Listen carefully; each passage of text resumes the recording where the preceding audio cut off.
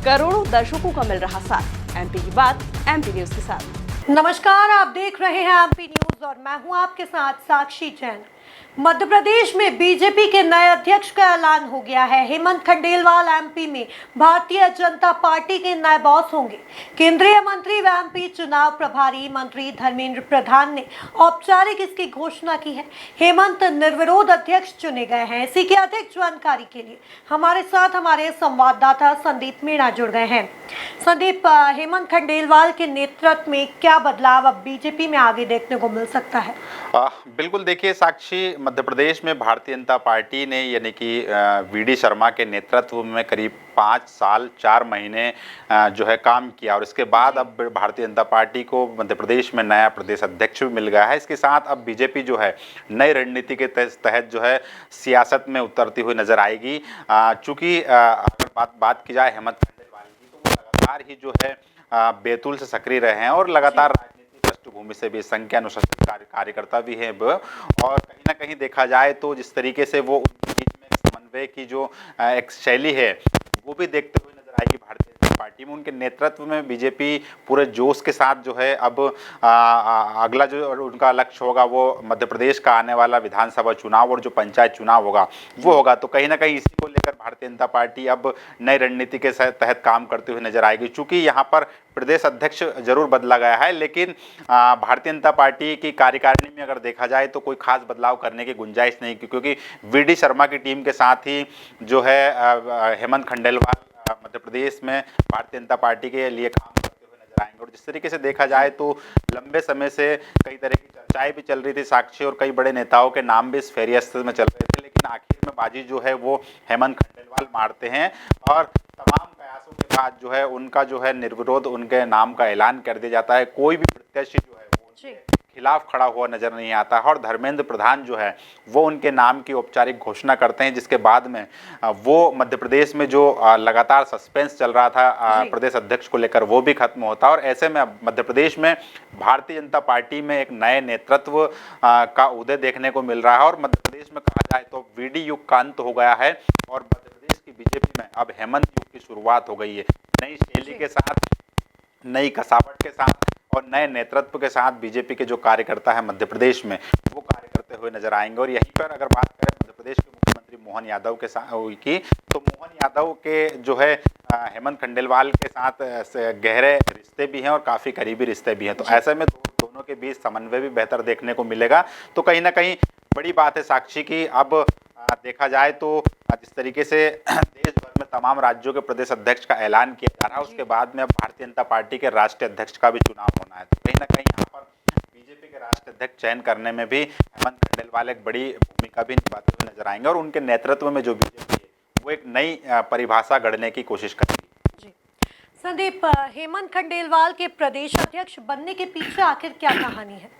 बिल्कुल साक्षी, जैसा कि मध्य प्रदेश की सियासत में मैंने आपको बताया है कि कई ऐसे बड़े नाम हो, चाहे नरोत्तम मिश्रा की बात की जाए, दुर्गादास उइके की बात कर ले, अरविंद भदौरिया की बात की जाए या गोपाल भार्गव की बात कर ले, डिप्टी सीएम राजेंद्र शुक्ला हो, तमाम ऐसे चेहरे थे जो मध्य प्रदेश भारतीय जनता पार्टी के अध्यक्ष की रेस में चल रहे थे।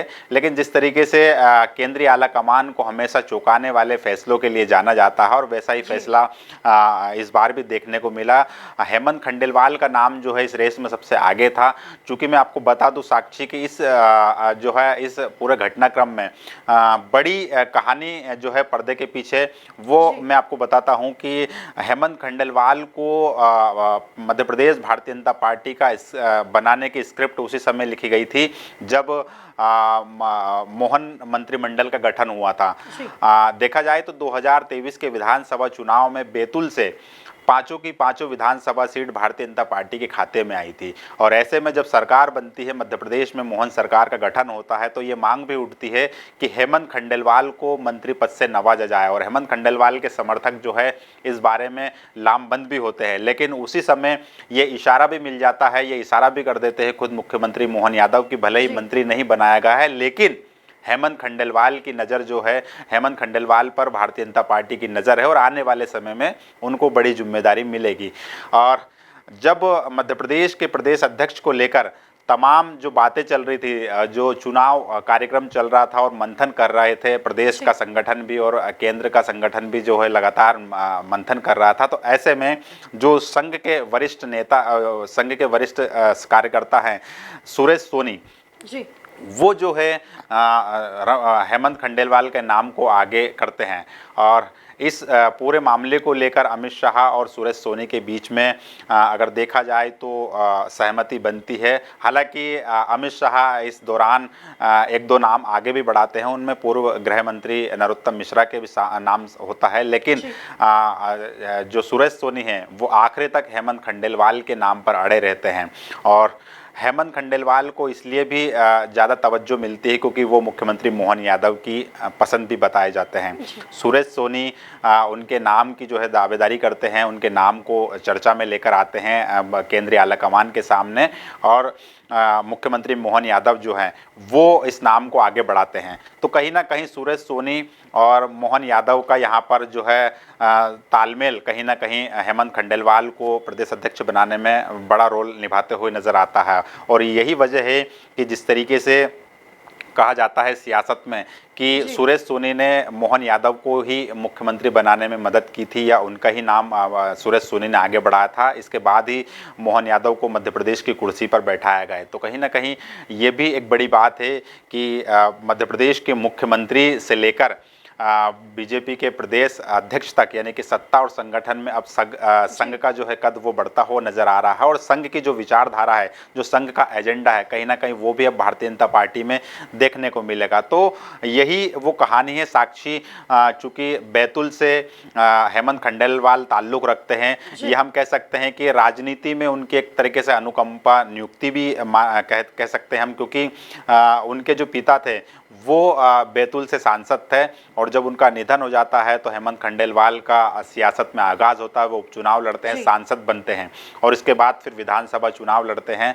2018 का जब विधानसभा चुनाव होता है उस दौरान उनको हार मिलती है, लेकिन भारतीय जनता पार्टी जो है उन पे से भरोसा नहीं हटाती है। 2023 के चुनाव में फिर से हेमंत खंडेलवाल को टिकट दिया जाता है और वो फिर एक बार फिर चुनकर विधानसभा जाते हैं। लेकिन संघ के कई प्रकल्पों में काम कर चुके हैं, भारतीय जनता पार्टी के निष्ठावान कार्यकर्ता है और लंबे समय से राष्ट्रीय जो स्वयंसेवक संघ है उसकी विचारधारा से जुड़े हुए हैं और बीजेपी के लिए लगातार जो है उनकी तीसरी पीढ़ी काम करते हुए नजर आई है। तो ऐसे में भारतीय जनता पार्टी की एक लंबे समय से नज़र भी थी और देखा जाए तो बैतूल में जिस तरीके का सूखा था, यानी कि बैतूल का जो जिला है वहां से भारतीय जनता पार्टी में या बीजेपी की सरकार में कोई नेतृत्व नहीं था। ऐसे में उस अंचल को भी साधने के लिए भारतीय जनता पार्टी ने ये पूरा एक तरीके से मास्टर स्ट्रोक खेला है और अगर देखा जाए तो सामाजिक, राजनीतिक और जातिगत समीकरण को भी साधने की कोशिश की है साक्षी, क्योंकि वो एक वैश्य समाज से आते हैं और अगर देखा जाए तो 18 सालों से भारतीय जनता पार्टी में इस समाज से कोई नेतृत्व नहीं था। ऐसे में बीजेपी ने उस वैश्य वोट बैंक को भी साधने की कोशिश की है साक्षी जी। हेमंत खंडेलवाल के प्रदेश अध्यक्ष बनने के बाद सियासत भी मध्य प्रदेश में संदीप देखने को मिल रही है। कांग्रेस के मंत्री पीसी शर्मा ने यह बयान दिया है कि भारतीय जनता पार्टी में परिवारवाद देखने को मिल रहा है, क्या जानकारी है? बिल्कुल, देखिए सियासत गर्म होना लाजमी भी है और भले ही कांग्रेस जो है बीजेपी पर परिवारवाद का आरोप लगा रही है, लेकिन मैं इसे अगर परिभाषित करना चाहूँ तो ये देखा जाए तो ये परिवारवाद नहीं, बल्कि जिस तरीके से उनके पिता का निधन होता है उसके बाद में भारतीय जनता पार्टी हेमंत खंडेलवाल को राजनीति में लेकर आती है। यानी कि इससे पहले हेमंत खंडेलवाल जब तक उनके पिता जिंदा थे तब तक हेमंत खंडेलवाल किसी भी पद पर नहीं थे और वो लगातार भारतीय जनता पार्टी के लिए कार्यकर्ता के रूप में काम करते हुए नजर आए। लेकिन जब उनके पिता का निधन हो जाता है उसके बाद में भारतीय जनता पार्टी उन्हें राजनीति के मैदान में उतारती है। लेकिन कांग्रेस अगर इससे इतर्थ देखें तो कांग्रेस में परिवारवाद साफ तौर पर देखा जाता है साक्षी, जहां पर दिग्विजय सिंह राज्यसभा सांसद है, उनके बेटे जयवर्धन सिंह विधायक हैं और तमाम ऐसे जो लोग हैं वो लगातार जो है पद पर रहते हैं और अपने पुत्रों को भी लेकर आ जाते हैं। फिलहाल भारतीय जनता पार्टी में ऐसे गाहे बगाहे देखने को मिलता है। तो कहीं ना कहीं देखा जाए साक्षी तो सियासत अपनी जगह पर है और ऐसे में जो कांग्रेस आरोप लगा रही है वो उनका आरोप लगाना, क्योंकि चूंकि विपक्ष का धर्म है तो वो निभाएंगे। लेकिन मैं अगर बात करूं परिवारवाद की तो यहाँ पर खंडेलवाल जो हेमंत खंडेलवाल उनका परिवार लगातार जो है सालों से भारतीय जनता पार्टी की सेवा करते हुए आए, लंबे समय से बीजेपी की विचारधारा से जुड़ा हुआ है, बीजेपी के लिए काम करते हुए भी आए। तो कहीं ना कहीं जिस तरीके से सेवा की है उसको उनकी सेवा को देखते हुए भारतीय जनता पार्टी ने उन्हें इस तरह का सम्मान दिए है। और प्रदेश में जो है मध्य प्रदेश की राजनीति से पूरे देश में एक संदेश देने की भी कोशिश की गई कि बीजेपी हर वो समर्पित कार्यकर्ताओं को सम्मान देती है जिसके जो पार्टी के लिए काम करता है। तो कुल मिलाकर देखा जाए तो यहाँ पर सियासत अगर देखा जाए तो भारतीय जनता पार्टी भी लगातार बयानबाजी कर रही है कांग्रेस को लेकर कि जिस तरीके से मध्य प्रदेश में एक शांतिपूर्ण तरीके से भारतीय जनता पार्टी का जो है अंतिम चरण का प्रदेश संगठन का जो चुनाव है वो संपन्न हुआ, प्रदेश अध्यक्ष का चयन हुआ है, लेकिन कोई भी नाराजगी नहीं, कोई भी विरोधाभास नहीं और किसी तरह की कोई दावेदारी भी नहीं देखने को मिली।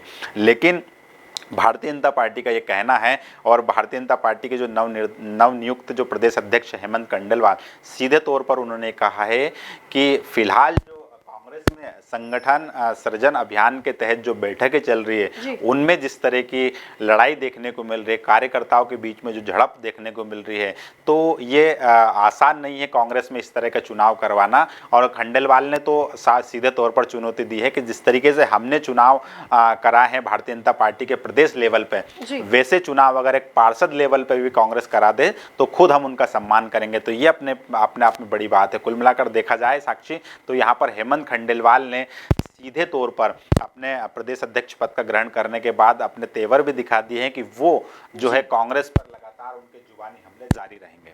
जी, ये तमाम जानकारी के लिए शुक्रिया संदीप। लगातार और भी अपडेट्स के लिए आप बने रहिए एमपी न्यूज के साथ। नमस्कार। करोड़ों दर्शकों का मिल रहा साथ, एमपी की बात एमपी न्यूज के साथ।